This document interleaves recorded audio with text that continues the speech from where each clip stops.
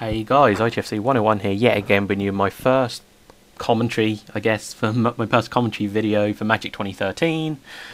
Sorry if the quality on the video isn't the best. It did come from a live stream, and I've had loads of trouble. I'm sure you've seen all my videos that I put up on yesterday, which was the day of release, and pretty much all of them, my XSplit messed up, and all the audio that I recorded locally, because you can either stream locally to your own computer, or you can stream just to Twitch, is where I stream to.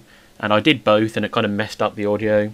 So for the first 2 hours, I was able to put up the actual stream footage. So that's the audio fix. But now, because this video footage has come from it's gone from XSplit to my rendering process to Windows Movie Maker, I've had a lot of issues. But basically, because the audio is messed up, because it's got the live commentary was basically all messed up like my previous videos, I thought I'd do a post commentary just saying what I think about after day one. Basically, the decks are all really powerful. I can't think of like a super bad deck. The worst deck might be Liliana's black deck, but I'm not 100% sure about that. It's only day one. I put so many hours into it. I did a 7-hour live stream, and I've been pretty tired of that, so I haven't played much today. I think I'm just having a few hours off. I've just been doing my decks, changing them up a little bit with a little bit of hindsight. But the deck, oh by the way, the deck I'm using this game is I call it the Favourable Winds deck because the card, but it's the Crosswinds deck, it's the mono blue deck. And I really enjoy this deck. I mean, it's all flyers, all your creatures are flyers. That card there, the two dudes card, the Drake's card, is insane. You get 4 of them. It's the new 2 dudes. But the cards that are on the table at the minute, I can't remember what it's called, it's Fog Blink or something. But them cards are absolutely nuts. They will stall and stall. I've lost a few games just because of that card alone.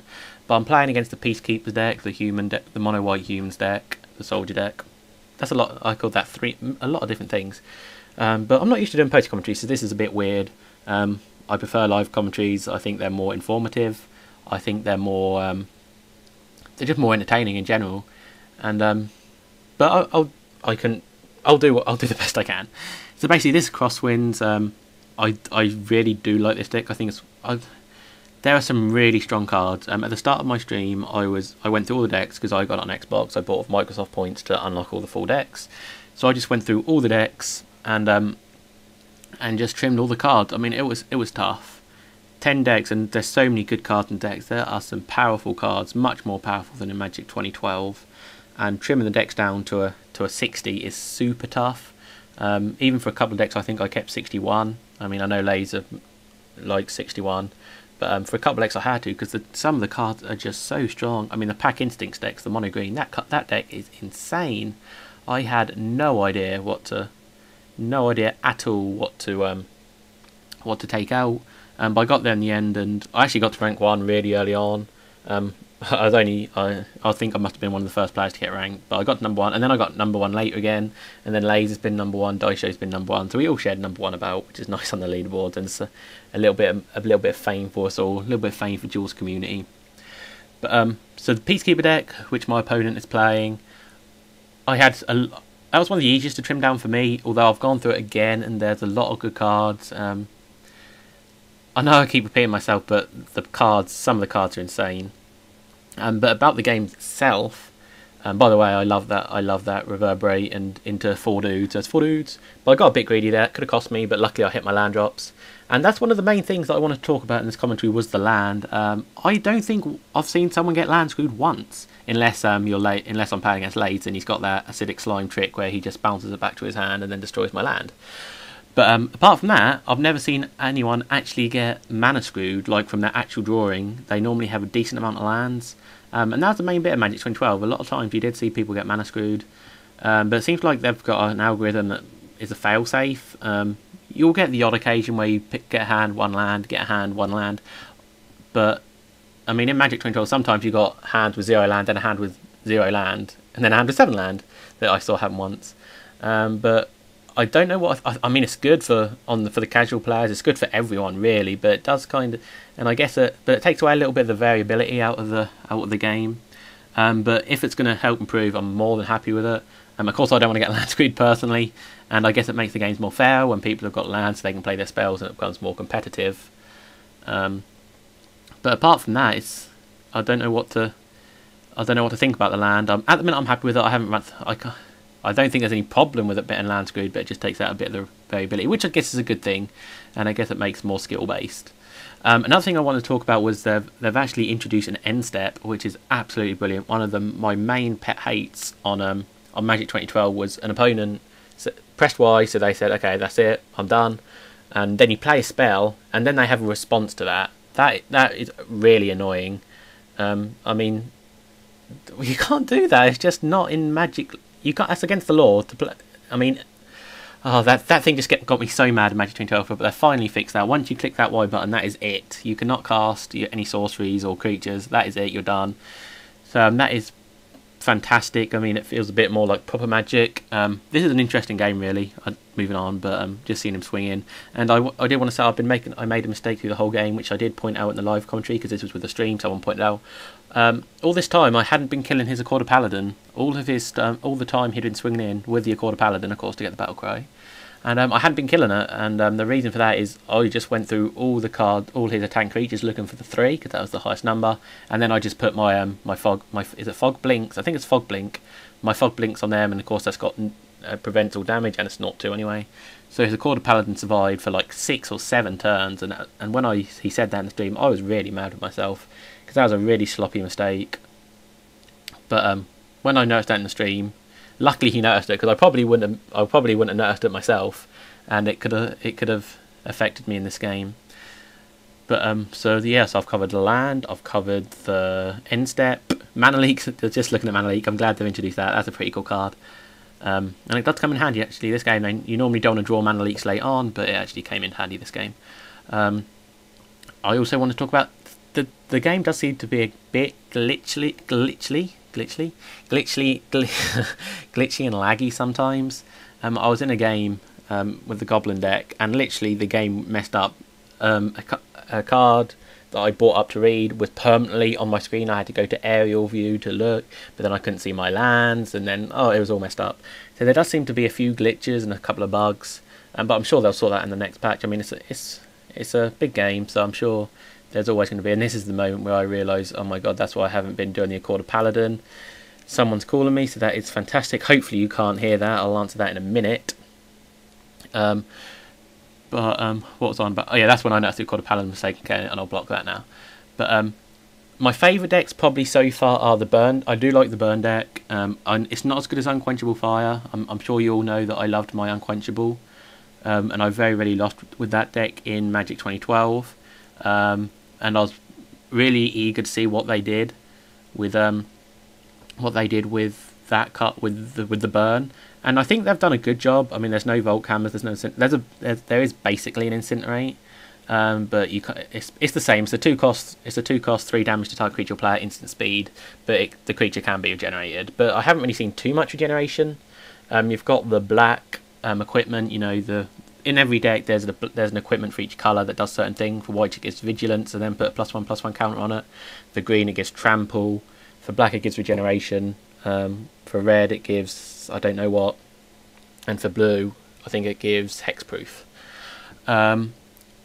But I forgot what I was going to say. I hate post commentaries. I don't know why. But yeah, so the burn deck I do like. There's some powerful cards in there. 2 Magma Phoenixes. You got Inferno Titans in there. What other cards?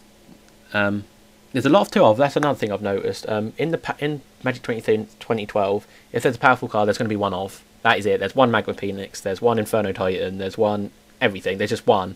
But in this deck, they do like to do a lot of 2 of, 3 ofs, and then a lot of 4 ofs. The only exception to that is, as I think of, is Squadron Hawk. There's only 2 Squadron Hawks in the Peacekeeper deck, and so I don't run it. This is where the Mana Leak comes in handy. But I don't run Squadron Hawks in the right deck. I don't think it's worth running just if you only get 1 other creature. You know, I mean, it still gives value. It still gives you. It's still 2 cards for 1. But after being so used to 4, I decided to take it out. It might work its way back in there. I mean, it's early days. We're still deck testing, so a lot of things can happen and a lot of things can change in the deck. But so the burn deck is good. But yeah, the 4 ofs, loads of powerful creatures that are 2 of. I mean, Primal Crux, I think it's 2. You got 2 of them, insane. So yeah, burn deck's good. Goblin deck looks like it might be one of the strongest. It is super aggressive.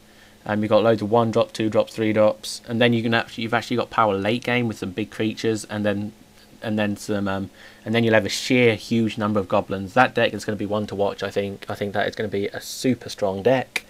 Haven't played much of it though, so I don't know why that is. Another strong deck. I'm not quite sure if it's a strong deck. I've been having a lot of fun with the mill deck. I've been changing it about a lot, trying new different things out. But I did actually get milled by laser, which is quite embarrassing. I had the game won, basically got a 1 next turn, but he managed to get me to mill me down with a lot of enchantments I didn't put in my deck. So I've changed my mill deck around, see what works. Sword of Body and Mind, the only sword in the game. I was hoping for a Sword of One Piece, but that card was a little bit too good.